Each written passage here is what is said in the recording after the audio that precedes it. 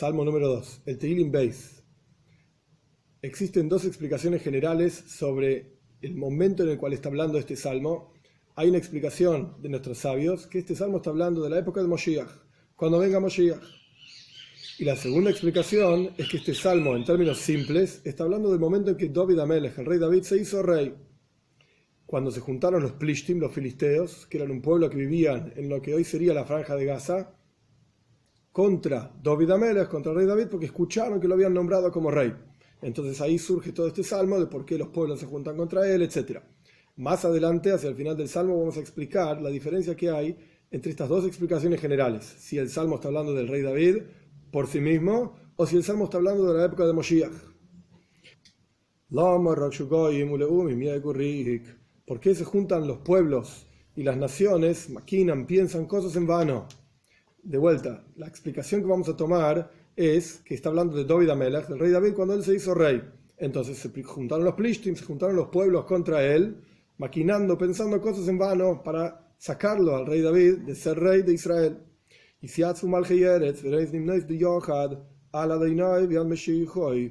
juntaron los pueblos, los reyes de la tierra, los gobernantes, piensan planes en secreto entre ellos, Yahad, juntos, contra Dios y contra su ungido, que es el rey David. Vamos a quitarnos las sogas que nos atrapan y vamos a sacar de nosotros mismos también las sogas, es el concepto de aquello que los ata. Sin embargo, Dios, que es quien está sentado en los cielos, se va a reír. Dios se va a burlar de ellos. Siendo el rey David, de vuelta, rey sobre el pueblo judío, Dios se va a burlar de aquellos pueblos que se juntan contra él para sacarle el reinado. Entonces hablará Dios sobre ellos en su enojo y con ira los va a confundir y va a decir lo siguiente, versículo 6. Yo ungí un rey, mi rey, sobre Zion, que es la tierra de Israel, Jerusalén, etc., mi santo monte. Entonces ahora el rey David sigue explicando.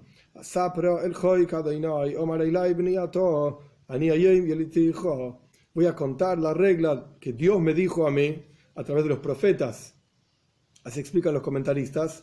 Nasonanovi, Gadanovi, Shmuelanovi, diferentes profetas que le fueron expresando al rey David que él iba a ser rey, principalmente Shmuelanovi. Dios dice: Bni Ata, tú eres mi hijo, y yo te hice nacer hoy, te di hoy a luz. Rashi explica qué significa que el rey David era el hijo de Dios. Por supuesto, no era el hijo de Dios, era el hijo de David, de Ishai, así se llamaba el padre. El punto es, así como encontramos en Shmuel Beis, el capítulo 7, el versículo 14, que Dios lo llama a Shloime Amelech, al rey Salomón, mi hijo. El versículo dice: Huy Elile Ben, él va a ser para mí un hijo, y yo voy a ser para él un padre. De la misma manera, cada rey del pueblo judío que cumplía Torah y Mitzvot, etc., porque hubo diferentes tipos de reyes, mejores, peores, etc., el punto es que cada rey es apreciado y querido por Dios y es como un hijo para él. Cada persona apreciada por Dios es como un hijo para él. Y el punto es que hoy te di a luz, es el concepto de que, de vuelta, este salmo fue dicho en el momento en que el rey David se vuelve rey en la práctica sobre el pueblo judío, y es como que en ese momento comienza y nace su reinado. Por eso se juntan los pueblos contra él, y esto es lo que está diciendo el rey David, que Dios lo eligió a él, Dios lo ungió a él, y Dios va a desarmar y destruir todo este consejo de pueblos que se juntaron contra él para luchar contra él, etc. Y más aún, el versículo 8 continúa Dios diciéndole, por así decir, al rey David: pregunta de mí, pedime, y yo te voy a dar a los pueblos como tu herencia, o sea, los vas a conquistar, y sus posesiones hasta el final de la tierra, hasta los confines de la tierra. Los vas a triturar como con una vara de hierro, y van a ser esparcidos como si fuesen una vasija de cerámica que se rompió. Kli yoitzer es una vasija de cerámica. Tenapsen lo vas a esparcir como una vasija que se rompe y salen los pedazos por todos lados. Be'atom Elohim Askilu, entonces dice el rey David, y ahora reyes, escuchen, y Basru Shefte Yaretz, y aprendan, tomen lecciones de la palabra Musar y Basru, los jueces de la tierra. Sirvan a Dios con temor y estén alegres en el temblor. O sea, cuando acepten el reinado de David Amelech, o en la práctica acepten el reinado de Dios, en ese momento se van a alegrar cuando llegue el temblor sobre aquellos que se rebelan contra Dios. O sea, el versículo está hablando de diferentes momentos. Sirvan a Dios con temor, es decir, hay que aceptar el yugo del cielo, o aceptar el yugo de que rey es David, etc. Y entonces, Gilu, se van a alegrar en el momento en que Dios se cobre de aquellos que no lo aceptaron como rey, ni a David, ni a él, ni a Dios. Versículo 12. La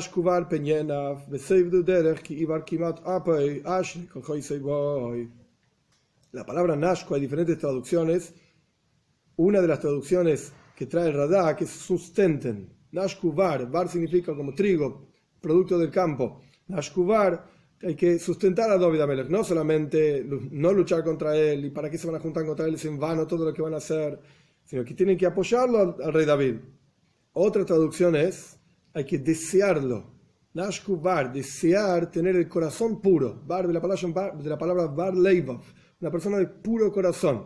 Entonces, el versículo es diferente. Nashku var, hay que desear tener un buen corazón. Peñenaf, pues no vaya a ser que Dios se enoje, por así decirlo, y se pierdan totalmente en el camino, porque casi va a arder el enojo de Dios. Y termina diciendo, dichosa es toda persona que confía en Dios, le espera a Dios, etc. Y la tercera traducción, Nashkubar, es apúrense a servir a Dios con el corazón puro. Nashku es apurarse, bar de vuelta, corazón puro, apurarse a servir a Dios.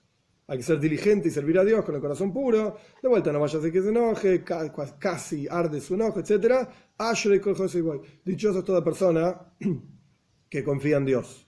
Ahora bien, dijimos al comienzo que hay dos momentos, digamos, dos situaciones en las cuales podemos entender este salmo. El Talmud dice que en la práctica este salmo es un salmo, junto con el primer salmo. O sea, son uno solo. Una parsha, dice el Talmud. El mismo salmo, el primero y el segundo son uno solo. Pero en todos los libros del mundo que tenemos, son dos salmos. El primer salmo por un lado, el segundo salmo por el otro lado. Entonces, ¿son un salmo solo o son dos salmos? Una explicación posible que podemos dar es la siguiente idea. El primer salmo está hablando de la dicha de una persona, dichosa la persona que no hizo básicamente cosas que no tenía que hacer. Y el último salmo, el segundo salmo, perdón, termina diciendo, dichoso es todo aquel que confía en Dios. Y el Talmud cuenta que toda parsha, todo salmo, digamos, que empieza con Ashrei, dichoso sea, y termina con Ashrei, dichoso sea, es una sola parsha, es una misma cosa. Entonces el primer salmo empieza con Ashrei, el segundo salmo termina con Ashrei, es una misma cosa, son todos un solo salmo. Y la idea es que el primer salmo de vuelta está hablando de la dicha de una persona en su buen comportamiento. Cuando hace todo lo que tiene que hacer, entonces automáticamente, si hace todo lo que tiene que hacer, que de esto habla el primer salmo, Dios le va a dar éxito. No se entiende automáticamente el segundo salmo, por qué los pueblos se juntan contra mí, por así decir. Si asumimos que todo esto fue escrito, el segundo salmo, en la época de David Amelech, el rey David, él mismo en su época era un buen rey, y la gente en la práctica cumplía Torah y Mitzvot, entonces, si una persona va a hacer todo lo que tiene que hacer, primer salmo, automáticamente no se entiende por qué se juntan contra él los pueblos. Dios se va a ocupar, como dice el Salmo, de esparcirlos, etcétera, etcétera, y automáticamente, dichoso toda persona que confía en Dios. Es una sola parsha, siempre y cuando asumamos que fue escrito, por así decir, por el rey David en el comienzo de su reinado, y el pueblo judío, en la situación en la que se encontraba, es que cumplían Torah y Mitzvot, entonces son como un solo salmo. Pero si no es así, si vamos a decir que el primer salmo y el segundo salmo son dos cosas totalmente separadas. El primer salmo está hablando en general de una persona, cuáles son las buenas cualidades que tiene que tener, etc. Y Dios le va a dar tzlaja, Dios le va a dar éxito. Pero no está hablando de una situación en la cual el pueblo judío en general cumple Torah Mitzvot. Lamentablemente en Semana Golus, en la época de exilio que nos encontramos ahora, hay muchísima gente que no hace lo que tiene que hacer. en términos de Torah y Mitzvot. Entonces el primer salmo está hablando de quien sí hace lo que tiene que hacer, en cualquier momento, ahora, en el momento de exilio, en el momento de Moshiach, etc. Esto es el primer salmo. Y el segundo salmo está hablando de la época de Moshiach.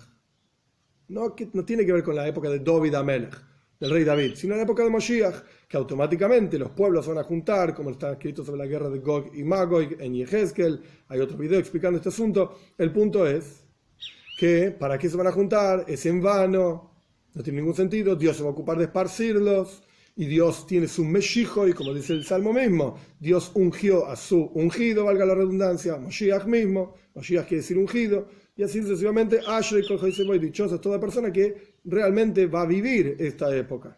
Entonces vemos que son dos momentos, dos situaciones diferentes. Simplemente para resumir, si tomamos que fue escrito por David Amelech cuando comenzó su reinado, pues son todo un solo salmo. El primero lo que hay que hacer y el segundo es el resultado. Y automáticamente el comienzo del segundo salmo es ¿para qué se juntan? No tiene ningún sentido. Pero si esto está hablando de la época de Moshiach, entonces el primer salmo es por un lado, el segundo salmo es por el otro lado. El primero habla de lo que una persona tiene que hacer en cualquier momento. El segundo salmo está hablando de la época de Moshiach. ¿Para qué se van a juntar todos los pueblos como empieza el salmo? Si igualmente Dios ungió a Moshiach. Que podamos ver esto rápido en nuestros días, con la venida de Moshiach pronto.